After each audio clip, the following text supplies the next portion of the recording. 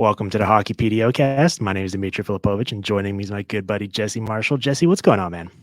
Not much, man. Excited to get into it today. As promised last time we spoke, we've got a film club coming today on the prolific Willie Nylander. You wrote about him for McKean's, did a deep dive yourself, got into the tape, the nitty gritty, and I thought it'd be a great opportunity for us to do so here as well. So looking forward to that. I think the main takeaway, obviously, he's been a very productive player for a year now, but for a while now, but clearly has taken his game to whole new heights this season. And not only is it well timed for this Leafs team that I think needs it more than ever from him, but also clearly individually for him as well in a contract year where he is set to get paid very, very handsomely this offseason. Yeah, and I'm shocked. You talk about taking his game to the next level. There's just such a versatility around how he went on that point streak. And we'll get into it, but I mean, from lowering his shoulder and driving through the neutral zone on these crazy downhill runs, to lurking a little bit and losing himself in the fray and using some of like the standard excellent tactics that top goal scorers use to kind of get lost in the shuffle and unmark themselves from the defense, to just this extreme patience, Dimitri, that I think is like the ultimate example of how far he's come. And that's not to say that he wasn't a patient player before, but in the chess match of the hockey game, he's letting that clock run out. I mean, he is holding on to the puck. It almost makes you as a viewer feel uncomfortable with how long he's making his run into the scoring area, but he's waiting for his lane to open. And he's got line mates that aren't afraid to go to the front of the net and clog up scoring areas and eat up bodies there. And that space, he finds it, he uses it. And I think the most intriguing thing I watched is how far he will loop high in the offensive zone with possession to give himself a downward ramp to run into. So, I'm talking corralling the puck along the circle. And instead of making a drive to the net, he carries it up to the blue line. He's got players chasing him, but he's also building speed and building momentum. So when he makes his cut in towards the slot area or a scoring area, he's got so much speed and so much momentum that these flat-footed defenders, that are littered on the ice between him and the net can't do anything to stop him because he's built up so much speed. And to me, those are the hallmarks: the patience and the ability to drive counter to the grain to build your speed up are like the hallmarks of somebody who's 110% figured it out at this level and knows what he needs to do to create time and space for himself. So that evolution, I think, that you pointed to has very much been on display for him through the early part of the season and frankly at the end of last year as well. Yeah, no better reflection of the just unbelievable level of confidence he's playing with than exactly what you're describing there, where he works his way up the wall and then comes across the blue line. And oftentimes he's doing it on his backhand with a defender trying to poke the puck away, uh, kind of glued to his hip pocket, chasing him every step of the way, and just confidently couldn't be less bothered, just surveying, waiting for something to open up. So oftentimes, a couple times I've noticed even this season, he will straight up take the puck out of the zone and regroup in the neutral zone and then build up that ramp that you mentioned and come back in, which is an act we often see reserved for 3-on-3, but he's doing this like during 5-on-5 play sometimes and just freelancing and creating in that capacity. So yeah, I mean, it's been unbelievable. He started the year, as you mentioned, with a 17-game point streak in 20 games so far. Just to give the rundown of the numbers and the context that'll be guiding this conversation for our listeners: 12 goals, which is a 49-goal pace, 15 assists. Those 27 points are tied for 12 most and an 111-point pace this season. Now, here is the meat of it and what I think is going to guide the entryway into this conversation for us. Fourth in slot shots, sixth in shots on goal, eighth in scoring chances, 13th in inner slot shots, 14th in cycle chances, 14th in slot passes, all via Sport Logic. And Mike Kelly had this great stat where it showed his year by year improvement or evolution, if you want to call it that, in terms of quote unquote slot driving plays, which is essentially just carrying the puck in between the dots in the offensive zone and getting into that highly contested, high traffic area in the middle of the ice that everyone's trying to fight and get into, which is where you create goals in today's game. 2019-20, 3.1 of those slot driving plays per game. Next year, 3.5. Next year, 4. 2022, 2023, last year, 4.6. And this year, all the way up to 6.1 slot driving plays per game. And I think the reason why that's notable, and I keep coming back to that, is you certainly see it on the tape when you watch him play, but it also is funny considering his reputation amongst the haters over the years, right? Where he's soft, he's a perimeter player, he doesn't get to the areas you need to get to in the postseason where you create offense and where you win games when it matters most. And here he is this year, almost exclusively creating his offense there by just relentlessly and repeatedly attacking that middle of the ice. Yeah, that shows just about every data point you look at too, Dimitri. Because in the article I wrote for McKean's today, I put a link in there to Micah's heat map for the Maple Leafs with Nylander on the ice, and you are drowning in a sea of crimson in the net front area and in the slot. I mean, the rate at which he's driving shots from that area is absolutely insane, and it all goes back to me too, to how much he's carrying it, right? That I think anytime you're looking around for the success of a player who's having an unbelievable season or a breakout period, you go look back at how long they carry the puck, how often they carry it across the blue line. He's averaging over 15 carry-ins per 60 at even strength, second only to Austin Matthews, who's one carry ahead of him. And he's crossing the offensive blue line with the puck on his stick for 76% of those. That is a success rate unmatched by anybody else on the Toronto roster. That is what leads to these long cycles and these long offensive zone possessions. They're coming off of his stick.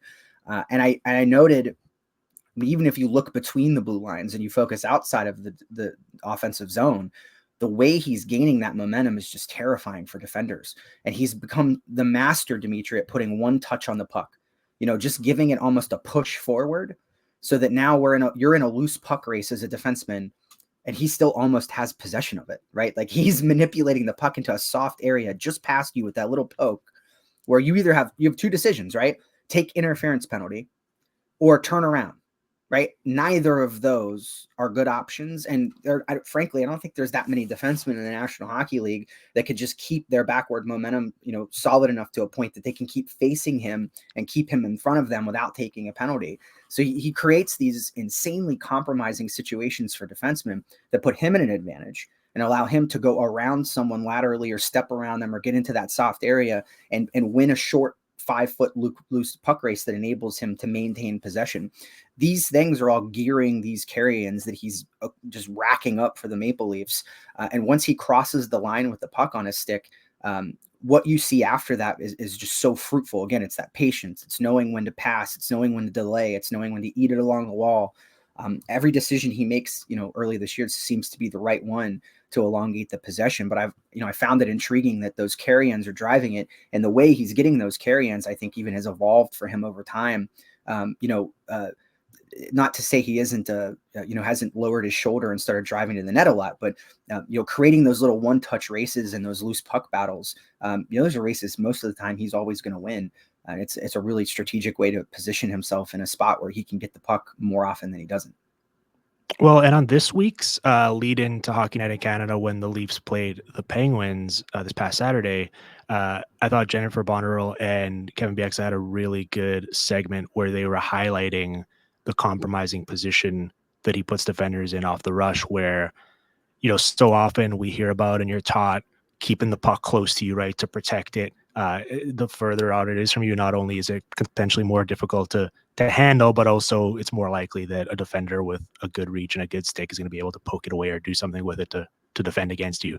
And in this case, and this speaks to the confidence we're talking about as well, but also just how he's operating on the move, he keeps the puck out almost an absurdly large degree, right? He's almost baiting you into showing your stick and kind of putting yourself out there as a defender.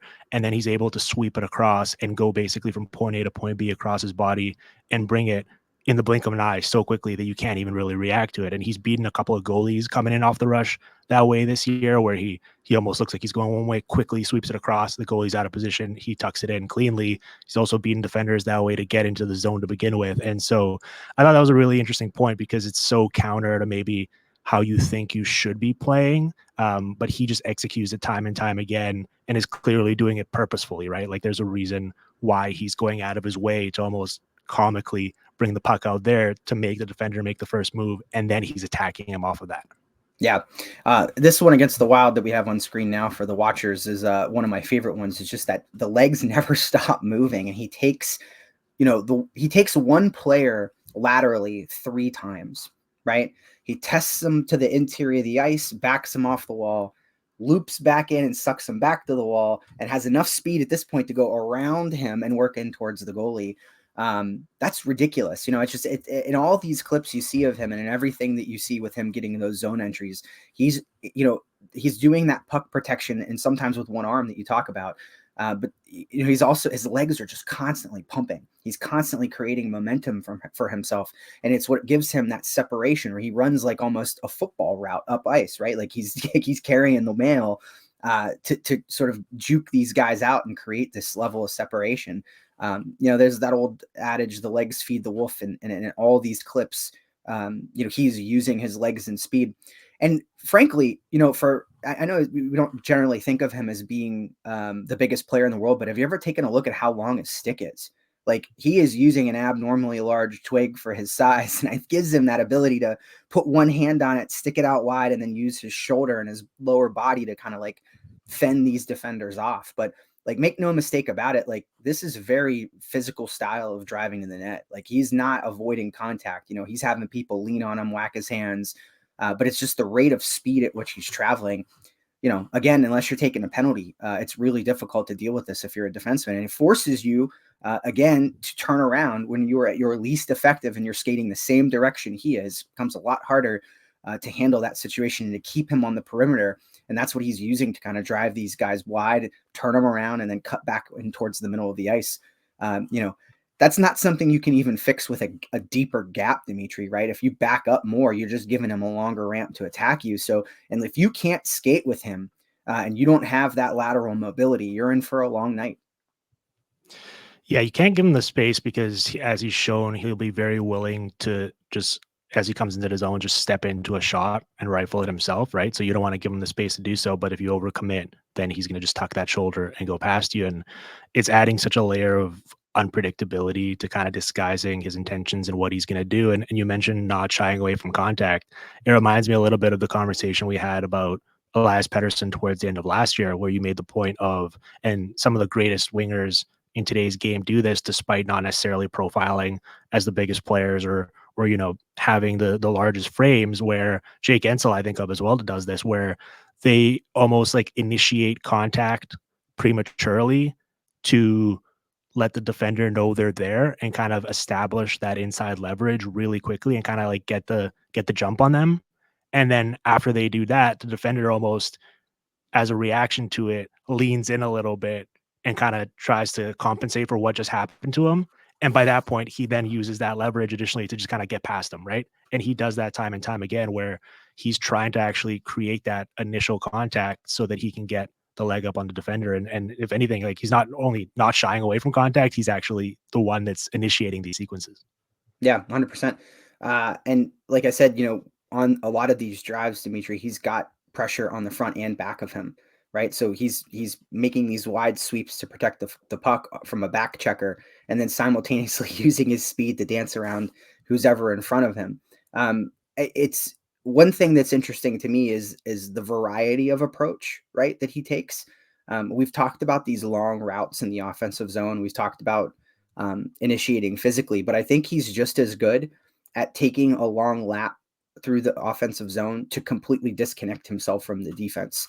I think that's been a really large part of this too. When you're on a point streak like this, the coach is talking, the pregame is going to be watch 88. Like, you can't let him run wild out there. You draw a lot of attention to yourself.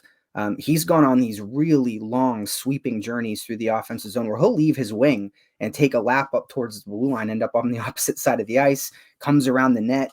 It's a full offensive zone lap to get back to his spot. But by the time he gets there, nobody's marked him, right? The defense is totally oblivious to where he is. And he'll drive hard into the zone, pull up, dish a pass, and then just slink off into a corner somewhere and hang out there for a second. Defenders turn around, their focus is at the point. He's now in behind them. And when he has the time and space to shoot, it is a pretty thing.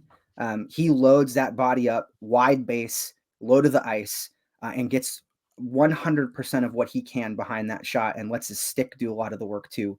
And when you allow him that space to wind up and shoot, and he's gotten a lot of those looks by virtue of how he can lose himself in the offensive zone.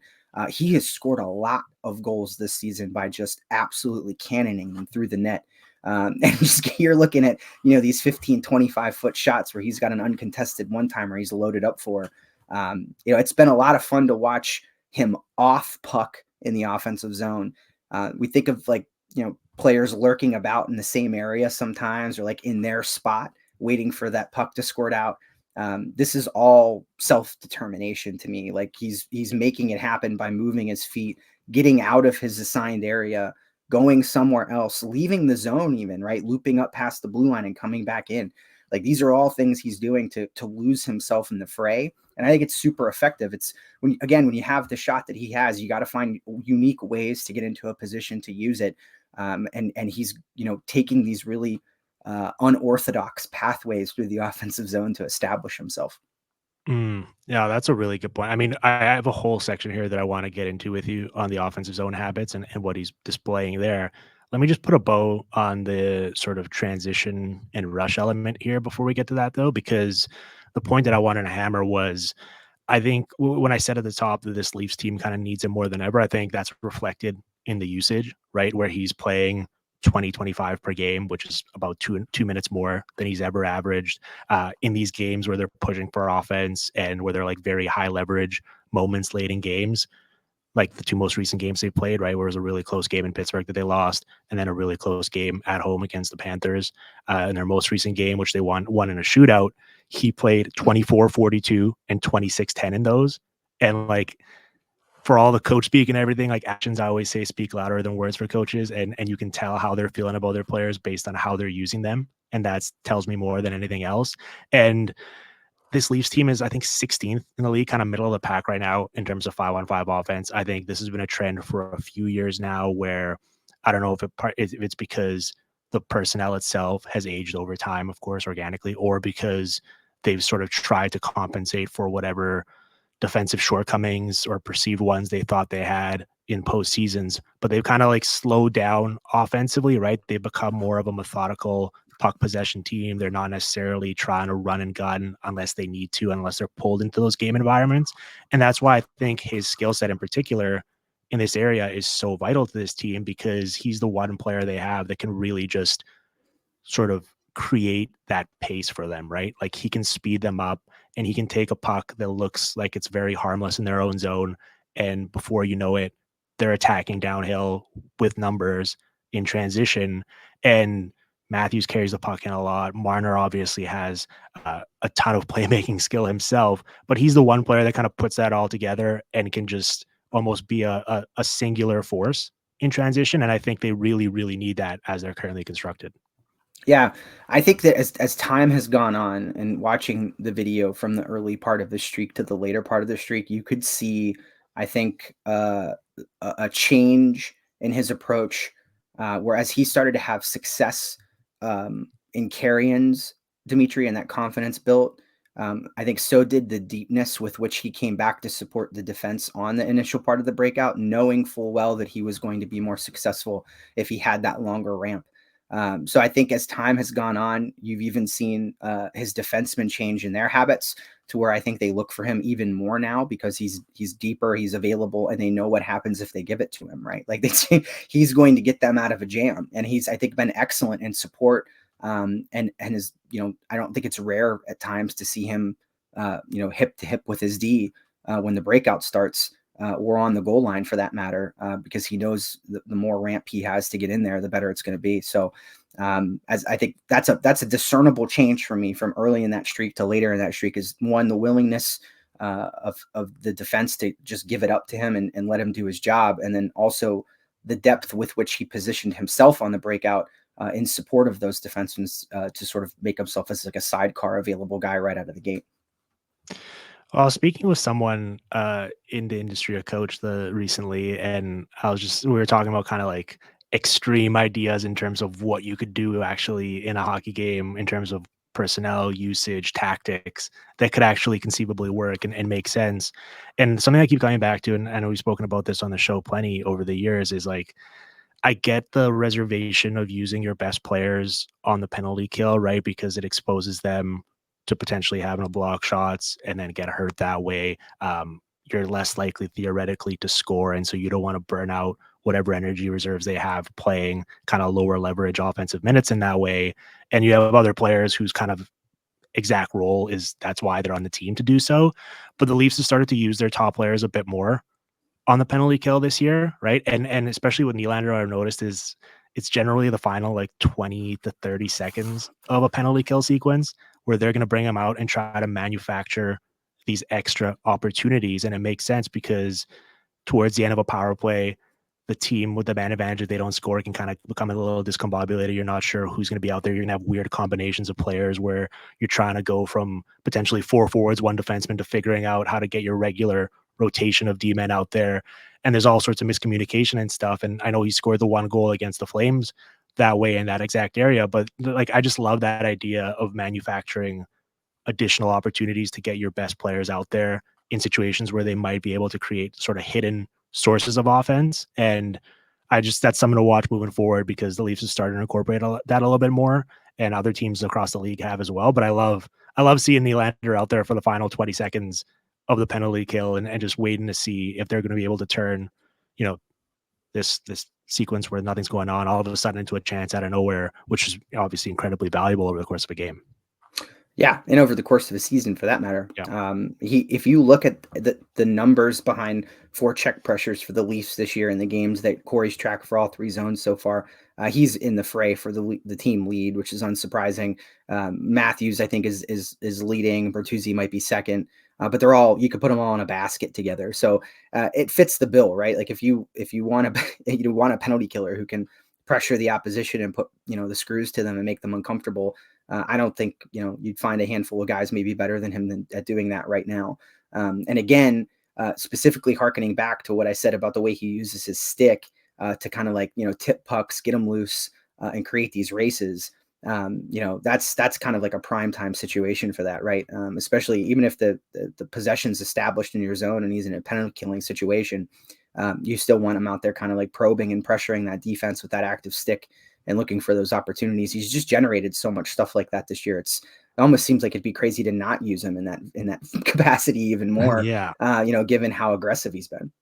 Well, you know what I was thinking when you were describing how he's kind of sometimes hip to hip with his defenders in the breakout, and he's going back even further to get the puck and retrieve it and make sure that he has it before he breaks it out. That's when I think he's just at his absolute best and just hits a gear that's almost unmatched in the sense that when he's going and he's actively seeking out the puck, right? And he's like going to it. I understand that sometimes you want to maintain spacing and you don't want to clog up areas too much by having a bunch of players so closely together, right? It makes it easier to defend when that's the case.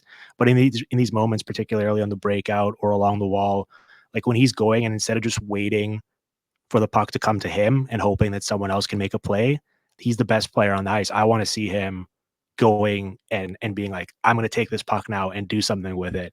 And I think he did that a lot in that Florida series that they obviously lost as a team last year, but I thought he was the best skater on either team in that series, where he every time he was out there, it felt like he was building towards something and he wanted the puck and he wanted to decide the play and create something. And he's been doing that pretty much all year this year, right? Where there's no sort of passenger moments where he's kind of just waiting and hoping the puck comes to him. He's making a point of seeking it out and hunting it and going and getting it, whether the opposition has it or whether his own teammate has it, right? He's like, I want this puck now and I'm going to get it. Yeah, and his first few steps, like that he takes this little trot when he gets possession, these little tiny staccato little pumps to get himself going. They're just so explosive, and that initial burst makes it so difficult for defenders to judge the speed that he's moving at. And I think there are a handful of guys, Dimitri, in the league that are probably overall faster than him, but I don't know that there are that many that can get to the top speed as quickly as he can. And that's that north-south straight at you sort of approach with that amount of momentum, and combined with the fact that he can keep that momentum going and continue those like short staccato bursts through the zone while he manipulates the puck and while he has it out with one arm. Like the ability to do both of those things at the same time.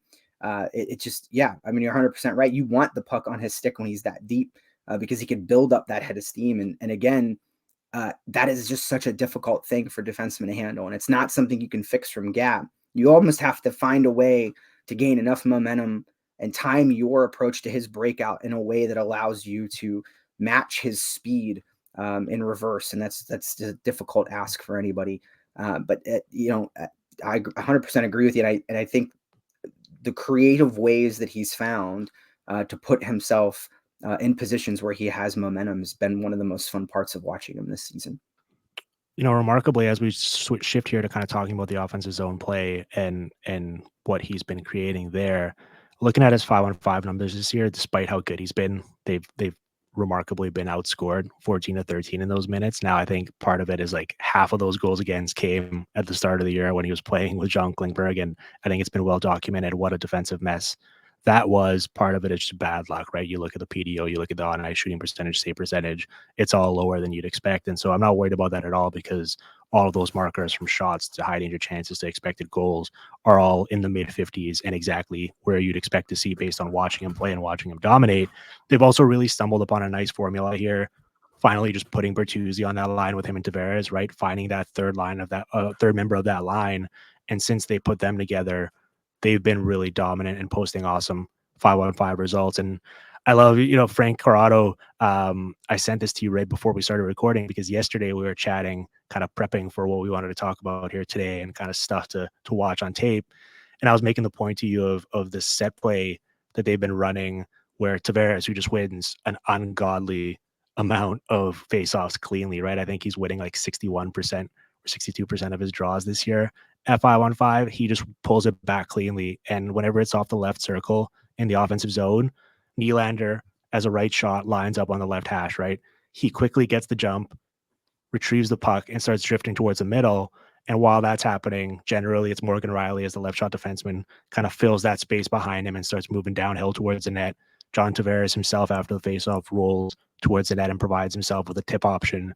And all of a sudden, they've created this little game down low where they have the numbers advantage, they have the puck, and they're immediately attacking off of a draw. And so often we've beaten the horse already, right? In terms of like face-offs and the raw stats and whether they matter, how much they matter, all that stuff. But I think in these cases, situationally, where you actually have a purpose and then are executing off of it, they clearly do matter. And their ability to routinely set up plays off of that is a fun wrinkle and also something that's obviously very useful for them. So I kind of wanted to highlight that when we're talking about like little traits and stuff we're seeing on tape that they're doing that's really cool. Yeah, Frank said it was another NHL team that called that play the Nylander. And it wouldn't say who it was, but his desktop background had the Penguins logo on it, saying we can surmise from there. But that's Jake Gensel, right? They put Jake Gensel in that spot on the left side and let him run laterally across. And it's Chris Letang that's doing the pressuring down, and Sidney Crosby, who's moving down to the side of the net. And it's the exact same play. I think that they put the puck in Gensel's hands less and ask him to decoy run over there and try to get open for a one-timer, but it's the premise is exactly the same. And I mean, you see a lot of teams have similar type. Dallas is another one that I think does this quite a bit. They'll move guys around and try to get that walk across the slot on the left side whenever they can.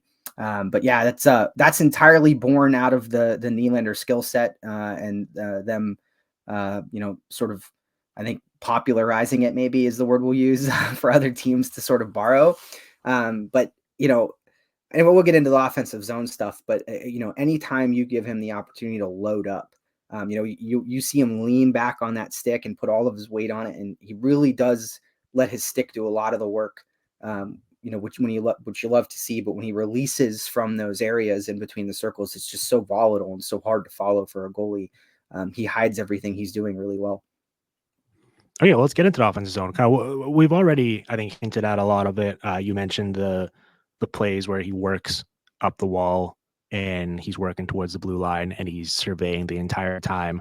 The cutbacks he does off of those, where sometimes he'll bring it across, right, as he goes laterally across the blue line on his backhand, but sometimes he'll just plant his foot and spin right back. And then if he's got the step on you, he'll bury that shoulder and take it towards the net.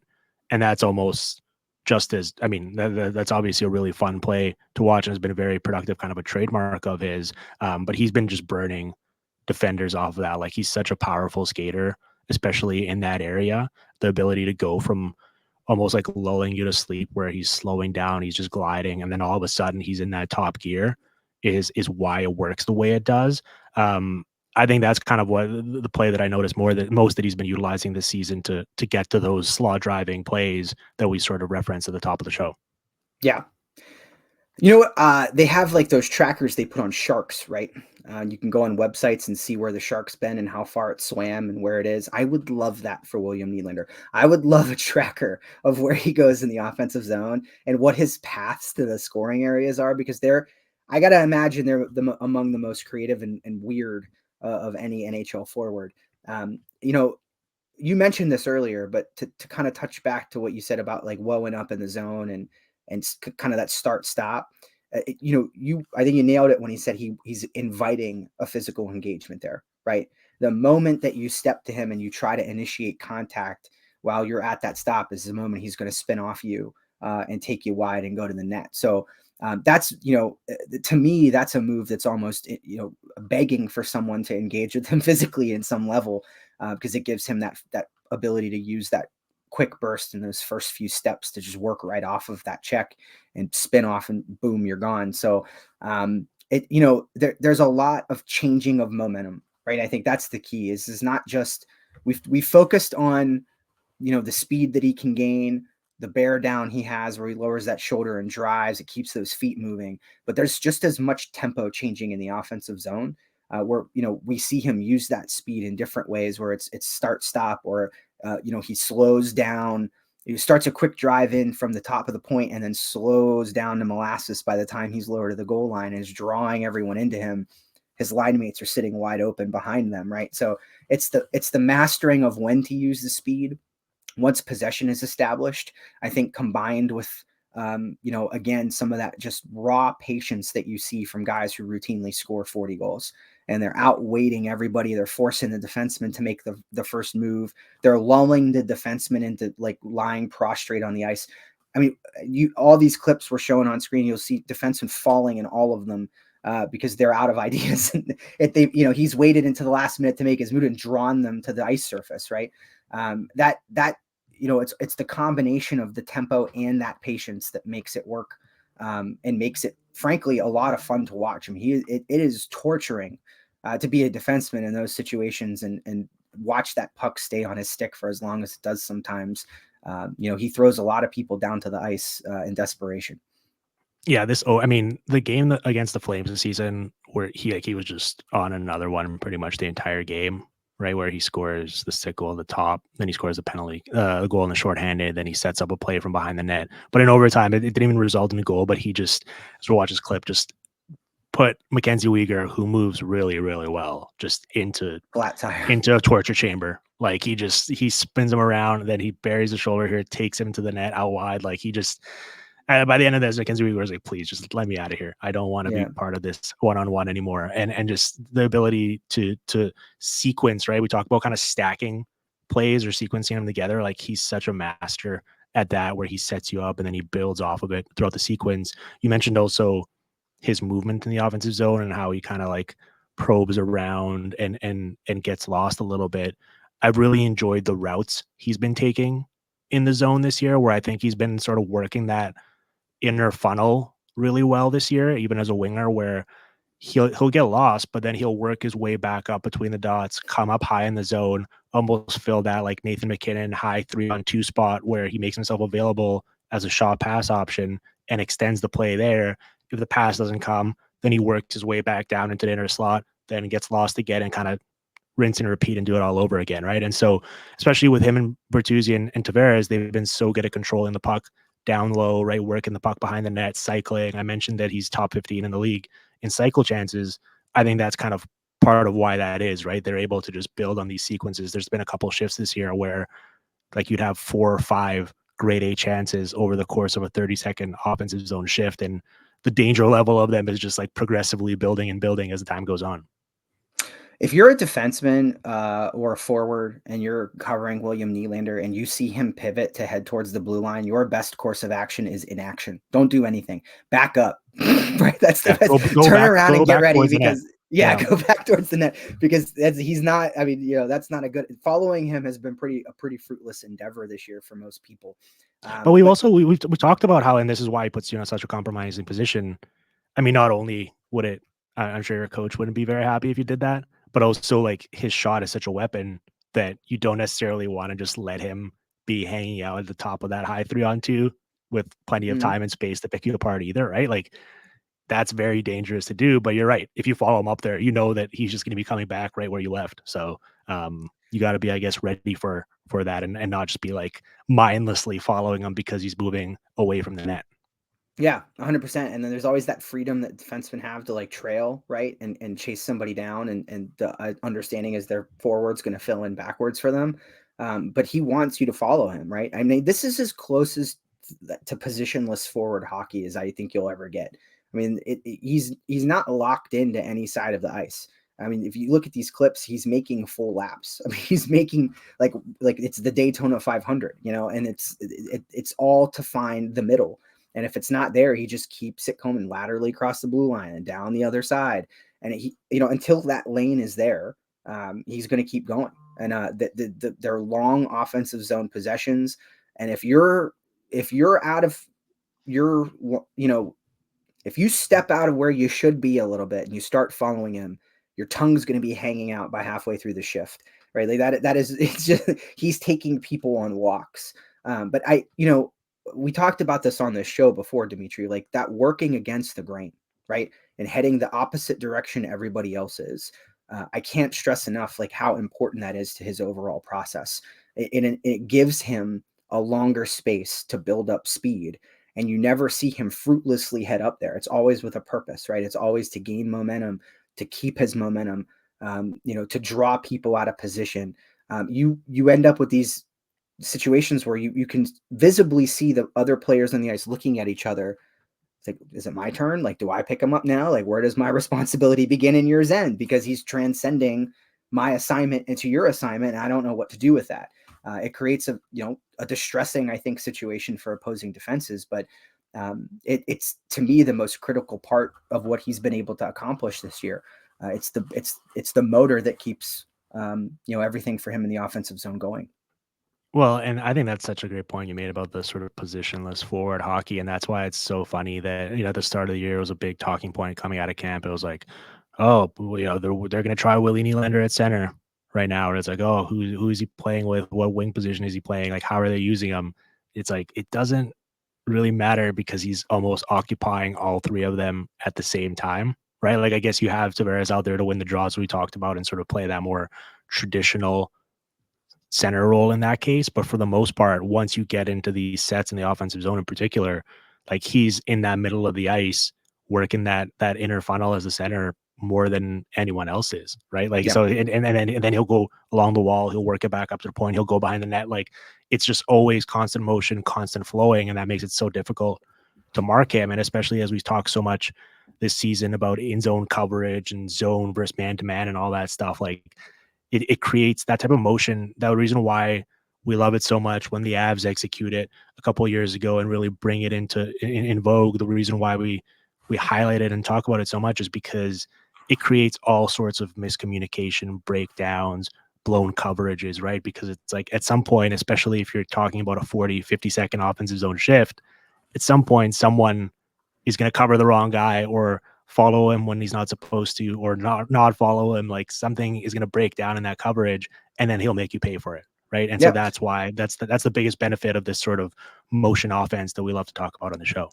Yeah, and this is what we've talked about it with the puck on his stick. Like that's been our focus, but like off puck, we're seeing the exact same thing, And I think that sometimes, he's mastered sort of the understanding of when he needs to bail, right? The last possible second that he can linger in a spot before he's got to get going and go help.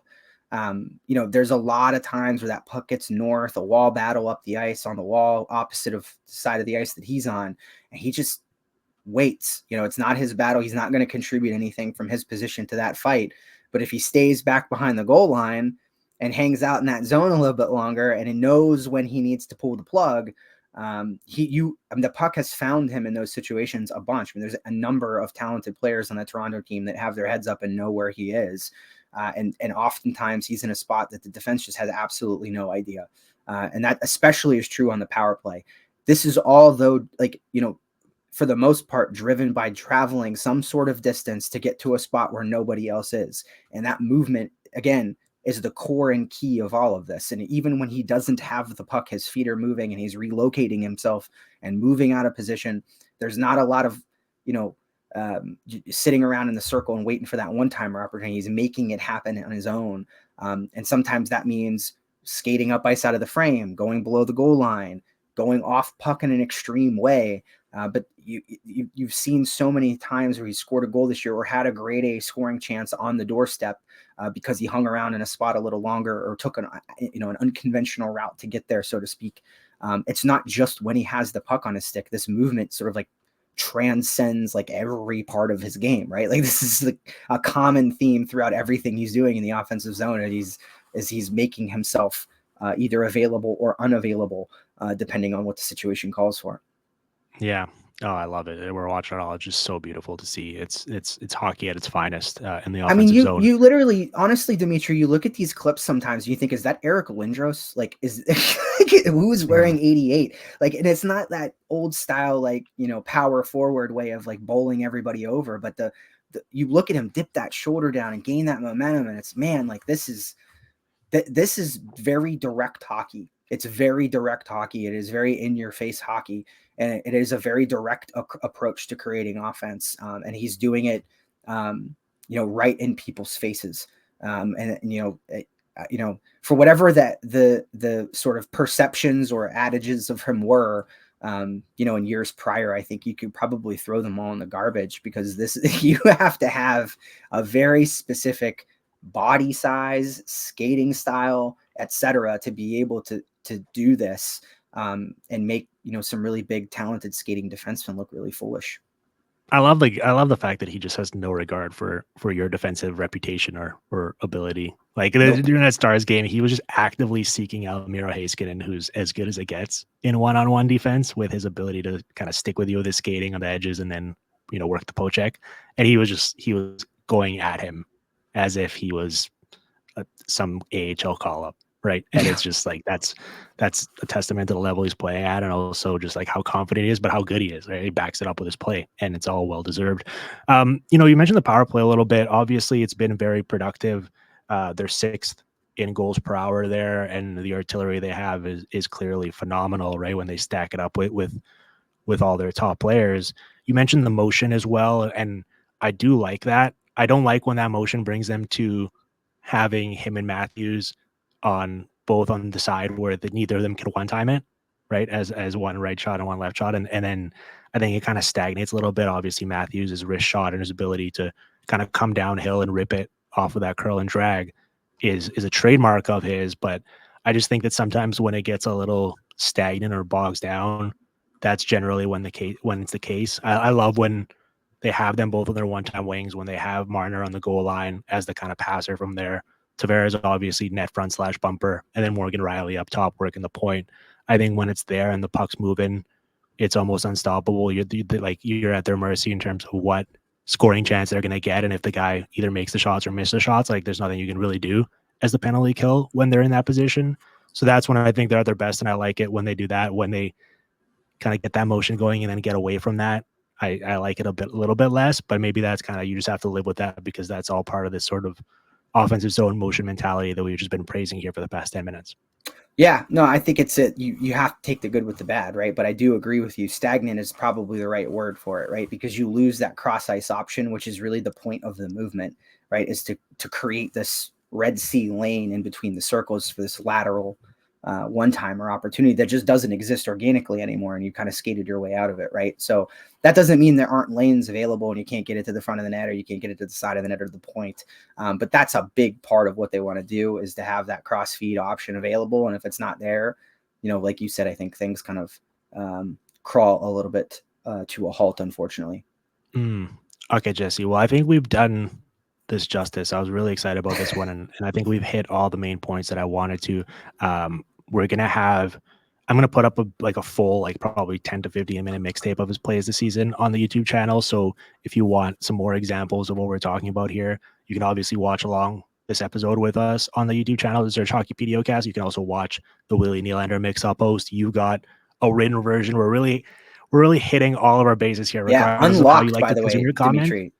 So you don't need a Okay, so subscription to read this one. If you want to check it out, it's on McKean's. I tweeted it out, and you don't need it's open for everybody right now. okay, well, tell the listeners then a little bit about it. Just I mean, it's kind of Yeah, an set the extension table. of Yeah, what we no, talked it's about here. yeah, it's most of what we talked about today, and it's identifying those examples of him getting north in the offensive zone to get south. Some of the unconventional routes he's taking to beat defensemen, a lot of that one-touch puck stuff that we've talked about, where he's making little tip plays or pitch plays with the puck to just chip it 5 feet in front of him and create a race. Kind of grabbed all those examples in video for your digestion and enjoyment. So really sort of top to bottom view of a lot of the stuff we discussed today, and how he's making it work on a higher level. I love it. Well, you've got a bunch of video examples there as well, but also the written word is still alive and well. And so if anyone needs to learn that way, all power to you. Go check that out. Like I said, you can watch us on YouTube and watch along these video episodes we do. Jesse, we did the Penguins and Evgeny Malkin a couple weeks ago. What's our next one in a couple weeks when we get back together? You're saying you wanted to really do a deep dive on Logan Cooley? Yeah, I think we're going to head to the desert and check out Logan Cooley. We talk about good skating and fleet-footed forwards. I think that's a natural place to go. So Pittsburgh kid getting it done out west. I think that's a good place for us to jump into. I know you love those Yotes, Dimitri. Yeah, I was gonna say, as anyone who listens to this show this season knows, you don't have to twist my arm to get me talking about the Coyotes. So we will certainly do that. I'm looking forward to it. One final plug: you're in the Discord server for the PDOcast, and you're always jumping in there and mixing it up with the listeners.